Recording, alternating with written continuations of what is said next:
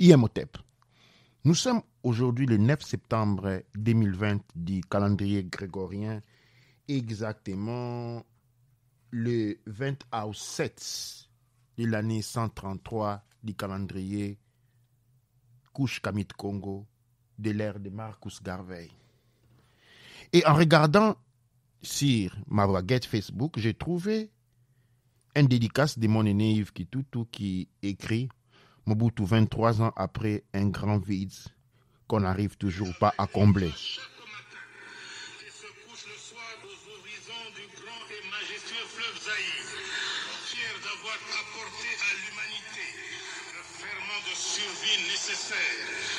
Le Zaïre, son parti national, le mouvement populaire de la révolution, c'est 30 millions de militantes et militants, hommes, femmes, enfants, jeunes et vieux, tous, flambeaux du tricolore à la main, sont aujourd'hui debout, mobilisés, déterminés et rangés derrière un seul homme, animés d'un seul idéal, pour bâtir dans la paix, l'unité, la justice, le travail, la dignité nationale, un pays toujours plus beau.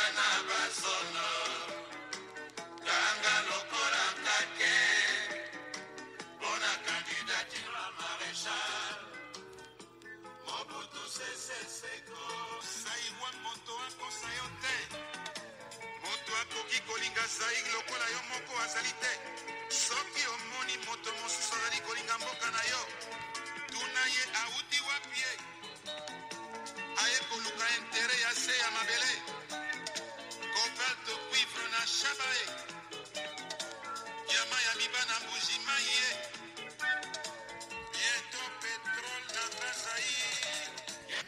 Le maréchal Mobutu est né le 14 octobre de l'année 30 du calendrier grégorien à Lissala, au Zaïre. Alors à l'époque, Congo. Il meurt le 7 septembre 1997 à Rabat au Maroc. Aujourd'hui nous sommes le 8, donc hier, un jour avant. Nous allons parler où nous allons donner un tribut au maréchal Mobutu Sese Seko, un homme que l'histoire a fait tout ce qu'il a pu pour pouvoir ignorer. Et l'histoire de Mobutu Sese Seko, comme la plupart et nombreux des leaders africains, est une honte qui grave non sur les épaules du monde occidental, mais plutôt sur les épaules du monde africain. Aujourd'hui, on entend souvent des critiques, des très mauvaises critiques. Mais allons à la source. D'où arrivent ces critiques?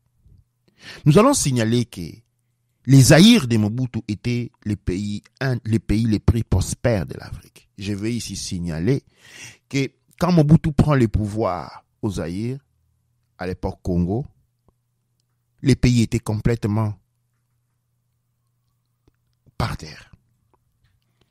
La Belgique, qui ne voulant pas conférer l'indépendance, obtenue le 4 janvier, négocia ou manipula pour en nous donner un faux, le 30 juin, ne se remet pas à l'évidence d'abandonner cette métropole qu'ils pillèrent et mise au feu.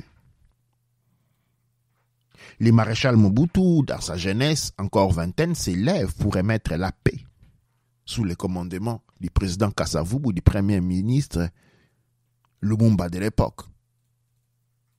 Et nous devons aussi savoir que du moment où Mobutu a reçu l'ordre de restaurer la paix par Kasavubu et Lumumba, spécialement c'est par Kasavubu qu'il fut intronisé chef de l'armée, jusqu'à sa mort, le Zaïre a toujours vécu en paix. Ça, nous devons le reconnaître. Il a toujours vécu en paix. Nous avons eu beaucoup de difficultés que nous allons essayer de détailler. Vous devez savoir, et aujourd'hui, nombreux d'entre vous qui vivent en Occident les savent très bien que l'homme blanc n'aime pas quand on voit un noir qui est bien. Nombreux de vous qui vivent en Occident savent bien que la psychologie occidentale n'accepte pas ou ne supporte pas de voir un noir qui est, disons, riche. Vous vivez aux États-Unis, vous connaissez l'histoire. Vous vivez en France, vous connaissez l'histoire. Vous vivez en Belgique, en Italie, vous connaissez l'histoire. Vous vivez en Angleterre, vous connaissez l'histoire. Qu'est-ce que fait la police quand on trouve un noir en train de conduire une belle voiture? Eh bien, la police doit vous arrêter obligatoirement. On doit vous fouiller obligatoirement. Qu'est-ce que se passe-t-il quand on voit un noir qui a une bonne société qui est en train de marcher en Europe? Eh bien, on va créer des problèmes. Parce que l'Occidental a été habitué à supporter la présence d'un homme noir malheureux qui demande de l'aide, pas de l'homme noir qui est bien. La psychologie occidentale a été formée sur la perception de l'homme noir comme un malheureux. Et donc, les présupposent et c'est lui, tout homme noir est pauvre. Et quand vous invitez votre ami blanc chez vous, il se rend compte que vous vivez dans la richesse. Eh bien, vous avez des problèmes si vous travaillez en même temps. Nous avons des histoires des amis qui ont été renvoyés de leur travail. Pourquoi? Quand il invite son ami chez lui, son ami blanc chez lui, qui se rend compte qu'il a une très belle maison, eh bien, le rapport est négatif. Ici naît la source de la propagande négative, néfaste, discriminatoire et diffamatoire au propos de Mobutu, qui a été peint comme l'homme le plus riche du monde. Mobutu, le maréchal Mobutu avait été peint comme l'homme le plus riche du monde pour avoir quelques comptes en Suisse, pendant que tous les politiciens européens avaient des comptes dans les Caïmans. Pendant que tous les politiciens occidentaux cachaient de l'argent à travers différents trafics. Trafic des organes. Trafic d'enfants. Pédophilie. Eh bien, ça, ce n'était pas un problème. La presse occidentale n'était intéressée et ne voulait qu'abattre qu'un seul homme. Et nous allons étudier les pourquoi. Les seuls avions possédés par Mobutu étaient devenus un problème pendant que Bill Gates en a toute une flotte. Des présidents des compagnies de pétrole de Texas aux États-Unis ont des flottes, avaient des flottes de 10, 15, 20 avions. Il y a des compagnies américaines, il y a des corporations américaines qui avaient 50, 60 avions de ligne. Je ne suis pas en train de parler des sociétés aériennes. Je suis en train de parler des sociétés de pétrole. Je suis en train de parler des individus qui avaient à eux seuls une flotte de 60, 80 avions personnels. Il y a des hommes riches américains, des présidents des corporations. En plus d'avoir 20, 30, 40, 60 avions privés, ont des hélicoptères privés, ont des bateaux de luxe privés. Et après ça, Mobutu était l'homme le plus riche du monde pour avoir 2-3 comptes en Suisse et pas dans les Caïmans. Mobutu était peint comme être l'homme le plus riche du monde pour avoir un avion personnel. Vous vous êtes demandé de combien est composée la flotte présidentielle ou royale de la famille royale belge. Ils ont une flotte aérienne, ils n'ont pas un avion. Ok? Ils ont une flotte aérienne de pas moins de 60 avions. Savez-vous de combien est composée la flotte aérienne du président de la République italienne? Le président de la République italienne a à sa disposition une flotte, pas un avion. Une flotte aérienne de pas de moins de 40 avions que le premier ministre peut utiliser à sa guise. Les politiciens européens, quand ils se déplacent avec des jets privés appartenant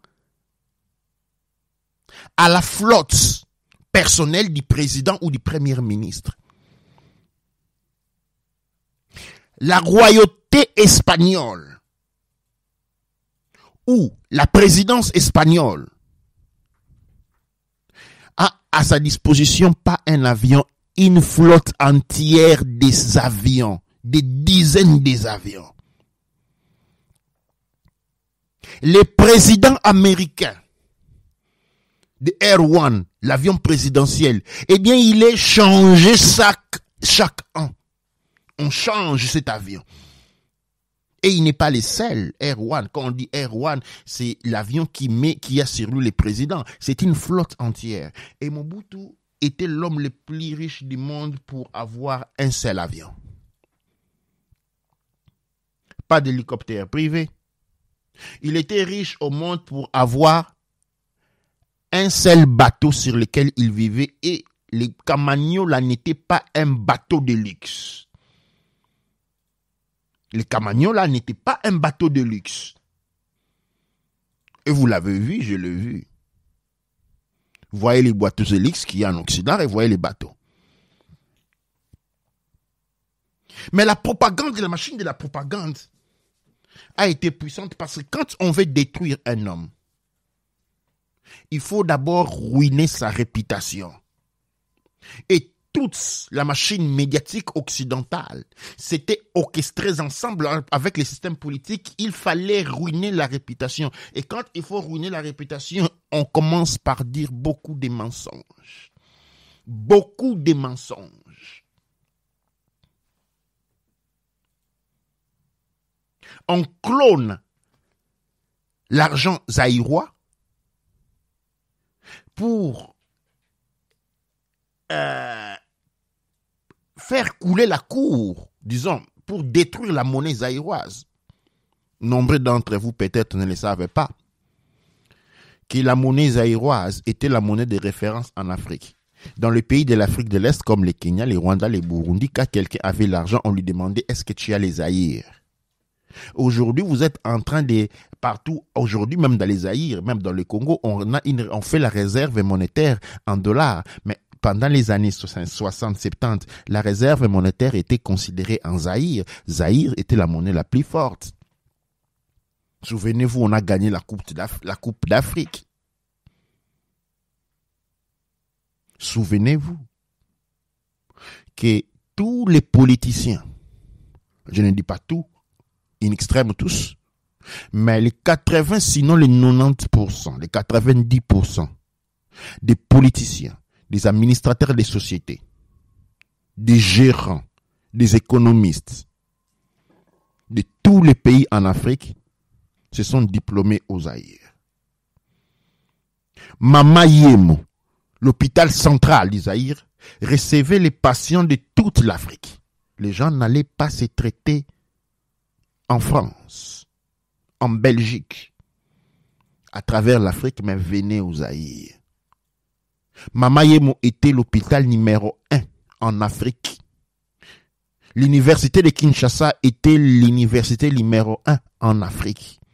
Les diplômes zaïrois, quand on était un médecin zaïrois, on avait beaucoup plus de réputation qu'un médecin qui sortait d'une université, on ne sait de quelle partie de l'Angleterre, de la France, de l'Italie, des États-Unis. Peut-être vous n'avez jamais pensé. Imaginez la position des Occidentaux qui n'est pas ce qu'aux intérêts et veillent dépasser tout de suite. Imaginez pendant un moment les dangers que représentaient les Zaïre pour ces pays qui ne pensent qu'à dominer. Eh bien, les Zaïre étaient un pays compétent. un ennemi et qu'il fallait abattre à tout prix. À ceci, je vais vous ajouter que déjà depuis les années 60, les pays occidentaux avaient réalisé qu'il y avait des métaux de nouvelle génération qui allaient arriver. Ces métaux, ce sont les métaux, ce qu'on appelle les minéraux de nouvelle génération.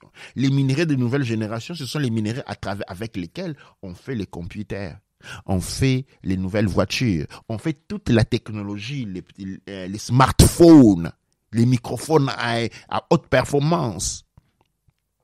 C'était un marché des milliards et des milliards des Zaïre. Et tous ces minéraux, tous ces gisements se trouvaient où dans les Zaïre. Et cela était ici depuis les années 60. On avait compris qu'avec un guide comme Mobutu, si on arrivait, parce qu'il y avait un temps limite qui était l'an 2000, si on arrivait à l'an 2000 avec les Zaïre intègres, avec toutes ces difficultés du point de vue économique qui ne sont pas les fruits de l'incompétence intérieure, mais les fruits de la manipulation et d'une guerre financière économique menée par les pays occidentaux contre les Zaïre. Les Zaïre étaient les pays les plus convoitisés par les pays occidentaux et asiatiques. Pourquoi? Parce que toutes les minéraux, toutes les mines qui avaient les minéraux, de ces minéraux que j'appelle de nouvelle génération, se trouvaient dans les Zaïre. Et les recherches qui définissent ce que je suis en train de dire ont été faites entre les années 50 et les années 60. Entre les années 50 et les années 60. Raison pour laquelle les États-Unis s'est introduits dans la problématique belge et a mis Mobutu à la place de Lumumba pour extirper les Zaïre de la Belgique. Mais les États-Unis s'entendaient à un président faible. On ne s'entendait pas à un Mobutu qui devient un problème à la longue. Et voilà, les Zaïre étaient mis sur la place, sur les traces, sur le chemin de devenir les pays les plus puissants du monde. Parce que tous ces minéraux-là, qui se trouvent, les minéraux de nouvelle génération, qui ne se trouvaient qu'aux Zaïre, allaient apporter des gros investissements, allaient pouvoir, pour leur exploitation, développer les capacités technologiques et innovatives des Zaïre, qui voulait ces minéraux devaient venir aux Zaïre. Et avec Mobutu à la guide, on n'allait pas faire comme à l'époque de la Belgique. Ce n'était plus la colonisation où on venait, on prenait et on partait. Avec Mobutu, il fallait traiter. Avec Mobutu, il fallait traiter. Et il était devenu un problème. Il avait été déjà perçu comme un problème. On n'arrivait plus à les contrôler. C'est bien que Mobutu naît comme pratiquement un agent occidental américain qui voulait s'insérer dans le pouvoir, qui voulait arracher les Zaïre à l'Europe, parce que c'est ça.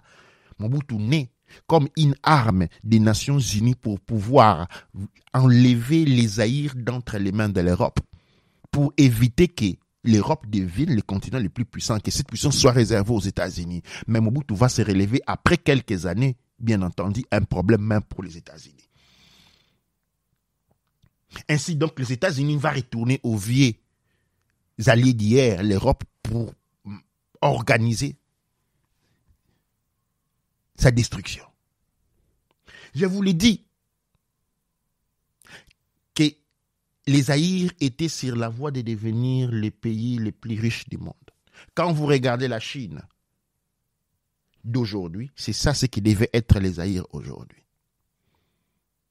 Et donc, il fallait détruire cet esprit nationaliste. Il fallait détruire cette intégrité. Ces peuples qui ne faisaient que devenir un. Ces peuples qui ne venaient que devenir forts. Tout cela représentait un danger pour les pays occidentaux et les colonialistes. Il fallait détruire cela. Et comment on fait par détruire cela? Il faut commencer par détruire celui qui était responsable de toutes ces œuvres. En démonisant Mobutu, on fragilité l'intégrité nationale. Aussitôt aujourd'hui, on se retrouve dans le tribalisme et le multipartisme. Vous devez savoir que le mot tribalisme, dans la tradition d'allocution occidentale, ne signifie pas ce que les gens comprennent. Le tribalisme ou les tribus, quand on parle d'un tribu, dans la conception philosophique occidentale, on est en train de parler d'un troupeau d'animaux. Et donc, en parlant des tribus, on est en train de désigner les pays africains et ces tribus comme des troupeaux d'animaux. C'est ça la conception du mot tribu dans la philosophie historique occidentale. On parle des tribus en tant qu'animaux. Et quand on dit tribu Congo, vous êtes considérés comme des animaux. Voilà, donc il fallait détruire cette personne qui avait sorti ce peuple de tribus d'animaux et leur porter à une nation, leur faisant devenir des hommes. Il fallait miner sa crédibilité. Il fallait détruire ses compétences. Il fallait effacer son histoire. Il fallait l'anéantir. Et la propagande est la machine la plus subversive. Où on invente des fausses vérités. On invente des mensonges, on élabore des mensonges, on dit des vérités. Mais comme dans la conception malheureusement noire, un blanc ne dit que la vérité, un noir ne peut que mentir, parce que nous sommes héritiers du système religieux occidental où nous avons vu Jésus-Christ est blanc et le diable est noir. Et donc, c'est normal que quand un noir dit quelque chose, il est en train de mentir, et quand un blanc dit quelque chose, il est en train de dire la vérité. Fort de ces préceptes psychologiques insérés en nous, eh bien, les restes étaient qu'une fatalité. Toutes les histoires racontées sur Mobutu étaient fausses. Et ces histoires qu'on racontait contre Mobutu n'étaient que les 1/100 de ce qu'eux-mêmes faisaient chez eux. Des détournements d'argent. Les meurtres. Il faut lire l'histoire de l'Europe pour le savoir. Les Zaïre est un miracle dans le monde dans le sens que depuis les années 70 jusqu'aux années 80, plus de 20 ans, les prix du pétrole n'avaient jamais augmenté. Et cela faisait devenir fou les Blancs. Pourquoi les prix n'augmentaient pas? Tout simplement parce que le gouvernement faisait payer au peuple une toute petite partie et la grande partie du prix du pétrole venait des poches de l'État. Pourquoi cela? C'est parce que pour permettre le développement. Si le prix du pétrole est trop élevé, ce serait difficile aux gens de pouvoir se développer. Eh bien, l'État prenait cette charge-là. Il n'y a pas un seul pays dans le monde qui a réussi à faire cette pratique. Les Zaïre étaient le seul pays dans le monde où l'armée ne dépendait pas des caisses de l'État, bien si avait des fermes d'animaux et des champs, des grands champs. Cela devait être développé. Mais avec la contrainte de l'espionnage occidental, du sabotage occidental, cela devenait difficile. Mais on était la première armée dans le monde où les militaires n'étaient seulement pas là pour se battre. En temps de paix, les militaires étaient un grand éleveur et un grand agriculteur. Il n'y a pas une seule armée dans le monde qui a réussi à réaliser cela. En tant que grande nation. Si on doit parler des bienfaits, on va rester là jusqu'à minuit. Parce que beaucoup ne connaissent pas l'histoire de cet homme qui n'a pas seulement voulu créer une nation, qui a réellement créé une nation. Et je vous l'ai dit, si les prouesses de Mobutu, si Mobutu était blanc, et que ces prouesses étaient faites dans un pays blanc, eh bien, on verrait des statues de Mobutu partout dans le monde. Si Mobutu était blanc, et ses réalisations avaient été réalisées dans un pays blanc, on l'étudierait à l'école. Si Mobutu était blanc, et ses réalisations étaient blancs, on en ferait un saint. Mais malheureusement, Mobutu est noir et ses réalisations étaient en Afrique, un peuple à qui il a été appris à ne pas avoir de l'amour pour son propre prochain, à glorifier ceux qui nous ont mis en esclavage, ceux qui ont détruit nos pères et nos mères, ceux qui nous contraignent à l'exil de nos propres pays, ceux qui nous contraignent à l'immigration, qui finissent en esclavage, ceux qui nous contraignent à venir vivre dans leur pays pour leur servir, ceux qui nous contraignent à faire des travaux chez eux qu'aucun blanc ne veut plus faire. Vous êtes diplômé, vous êtes docteur, vous arrivez en Occident, on vous envoie cueillir, ramasser les oranges. Parce qu'aucun blanc ne veut plus ramasser les oranges. Ouais, mais nous sommes disposés à écouter cela. Mais quand c'est votre frère qui parle, eh bien là, non. Vous n'êtes pas disposé à écouter. Quand c'est votre père, vous êtes prêt à insulter. Quand c'est votre mère, vous êtes prêt à insulter. Mais quand c'est un blanc, vous êtes tous prêts à vous jeter sous leurs pieds. Voilà la vérité. Mais ne dit-on pas, nous ne dit-on pas un fils et une fille ingrats de ses parents est un fils et une fille maudits? Ne dit-on pas qui n'honore pas ses aïeux, qui insulte ses aïeux, fait partie d'une postérité maudite? L'Occident, l'histoire de l'Occident est parsemée des atrocités.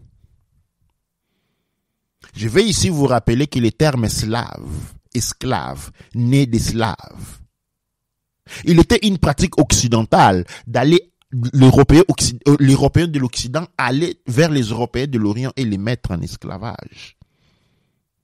Je vais vous rappeler la guerre des 100 ans.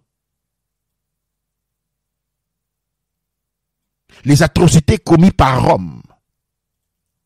Giulio Césare, Marco Antonio et tous ces empereurs ont été empereurs par les terreurs. Ces gens étaient empereurs par la terreur. Quand on voyait les drapeaux de Rome avancer, eh bien c'était la fin, c'était la mort. Le détournement d'argent. On a découvert ce qui faisait l'effet président français, François Mitterrand. Détournement d'argent.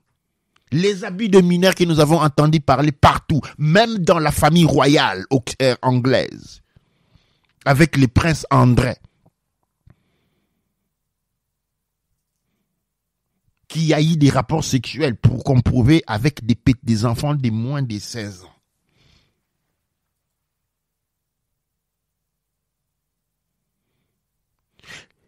Les comptes dans les Caïmans. Où pensez-vous que les gens prennent l'argent qu'ils mettent dans les comptes dans les Caïmans? Mais c'est l'argent des gouvernements qu'ils convolent. Les pays arabes qui ont des règles extra rigides avec des empereurs et royaux extrêmement riches. Parce que dans les pays arabes, c'est pas tout le monde qui est riche. Arrivons-en à la Chine. La Chine a utilisé son propre peuple, les réduisant pratiquement à l'esclavage pour développer son économie. Les gens vivent là où ils travaillent, dans un petit coin, avec un petit coussin, un petit matelas. Tu dors là, tu travailles là, avec un tout petit salaire.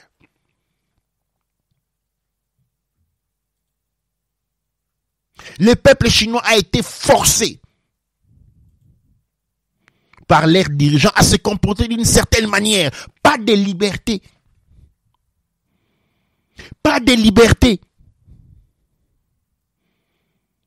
Les horreurs de la politique de l'enfant unique, où l'armée descendait dans les quartiers populaires, où on ramassait toutes les filles entre 14 ans et 18 ans et on allait les stériliser. Les filles enceintes étaient emprisonnées parce qu'elles tombaient enceintes la deuxième fois après avoir eu un enfant et était un crime. et on a eu un enfant, vous avez un autre, vous tombez enceinte, une deuxième fois, vous allez en prison, l'homme s'enfuit, sinon vous allez en prison, l'homme et le mari et la femme vont en prison. Mais vous ne verrez jamais un Chinois parler contre ses aïeux. Vous ne verrez jamais un Asiatique ou un Arabe insulter la mémoire de leurs parents. Vous ne verrez jamais les Occidentaux créer de mauvaises paroles autour de Julius César et pour les atrocités qu'ils ont commises, pour les guerres qui ont été perpétrées en Europe. Et nous avons spécialement pour les Congolais et les Aïrois, nous avons quelqu'un qui a empêché la guerre. Nous avons quelqu'un qui a fait que ces pays ne soient pas en guerre. Parce que le règne de Mobutu a été caractérisé par la paix. Avant lui, il n'y avait pas la paix et il n'y avait que des morts et des désordres. Après lui, nous avons la même chose. Cependant, c'est lui que nous insultons. C'est lui que nous insultons. C'est ce nom qui nous donne la chair de poule. Parce qu'il devait être comme les autres. Et les autres qui? Parce que tous les autres sont au moins 50 000 fois plus assassins que lui, s'il était un assassin. Les malheurs de l'Afrique, les malheurs du Congo-Zaïre, c'est ses richesses. Mais qui crée ces malheurs? Ce n'est pas Mobutu, c'est les pays occidentaux qui ont commencé par l'esclavage. N'oubliez pas qui vous a mis en esclavage.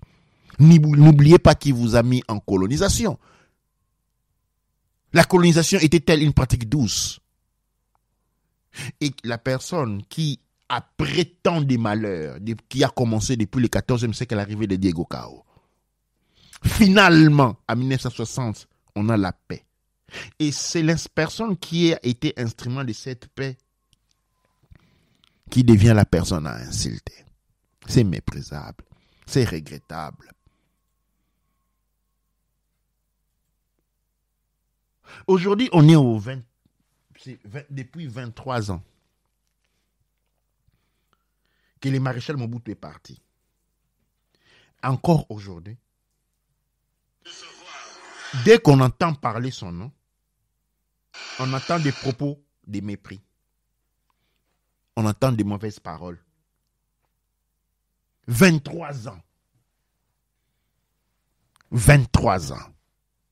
Et c'est 23 ans de malheur. C'est 23 ans de disputes, c'est 23 ans de guerre et de morts. L'on dit voilà qu'il était assassin parce qu'il a tué ainsi. Comparez le nombre de morts pendant son règne et aujourd'hui. Savez-vous combien des enfants disparaissent chaque année? Chaque année. Vous savez-vous combien des enfants disparaissent en Occident? J'en ai fait une émission. Aux États-Unis, 800 000 enfants disparaissent chaque an. En Europe, on a quelque chose comme 250 000 enfants qui disparaissent par an, qui finissent dans les marchés occultes, les marchés des sacrifices des humains. Dans les aïeux de Mobutu, quand un enfant était perdu, on les retrouvait à Lozerte le soir. C'est lui qui avait pris cet enfant, qui avait trouvé cet enfant, allait l'apporter à la télévision et pour inviter les parents à venir se prendre leur enfant. Est-ce que cela se passe encore aujourd'hui? Nous devons apprendre de nos aïeux. Continuer ce qu'ils ont fait de bien et apprendre de leurs erreurs. Dans le monde entier, dans toutes les races qui existent dans notre monde, même appartant même des animaux, nous sommes encore la seule race qui insulte les propres aïeux. Parce que qui a réussi quelque part? Ils ont osé, ils ont tenté. Qui sont ceux qui ont réussi jusque-là? C'est avec ces paroles que je vais m'arrêter ici. Vous inviter à une réflexion de base. Je sais que certains d'entre vous ont eu des personnes, des histoires à caractère personnel, émotionnel, des rapports directs avec, par exemple, les maréchals Mobutu. Mais attention, nous devons éviter d'être sentimental. Une chose sont les rapports personnels. Une chose sont les rapports institutionnels. Personne n'est un saint, et celui qui est saint tombe, jette la première pierre.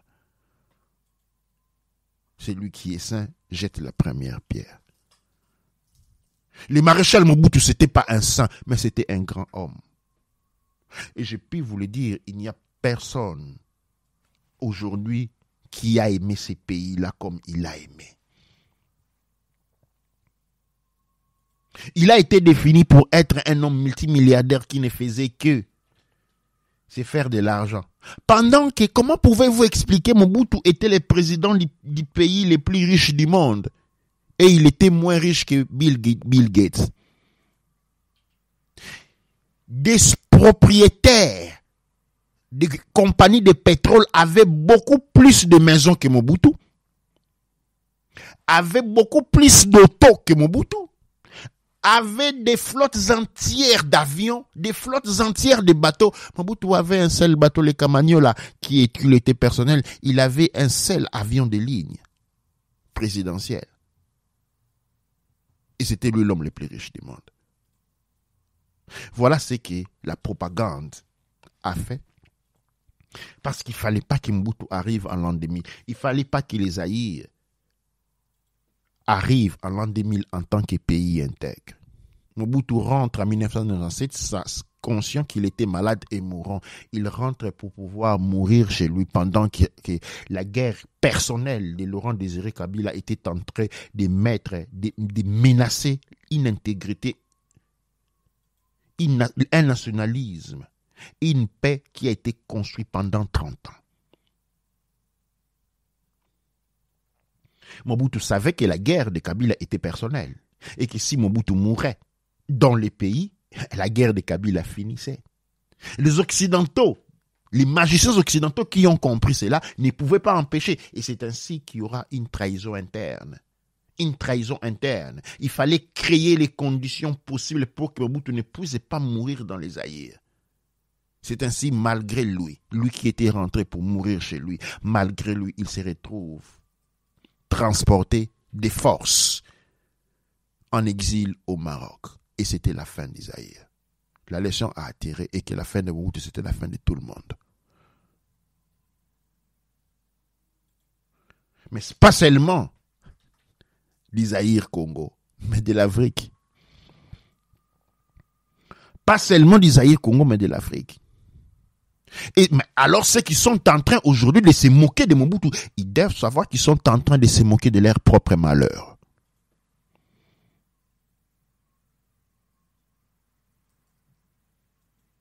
Ceux qui sont en train d'utiliser leurs expériences personnelles à caractère sentimental pour exposer à la rue sur Internet, sur Facebook, sur Twitter, un homme comme Mobutu est en train de se construire le malheur pour lui et pour ses enfants. Parce qu'un fils ou une fille qui dérie son père et sa mère en pleine rue est un fils maudit et une fille maudite. Essayez d'aller insulter Léopold pour être un homme mauvais, responsable des milliers de morts et pour avoir pillé les Zaïre Congo pendant combien de temps?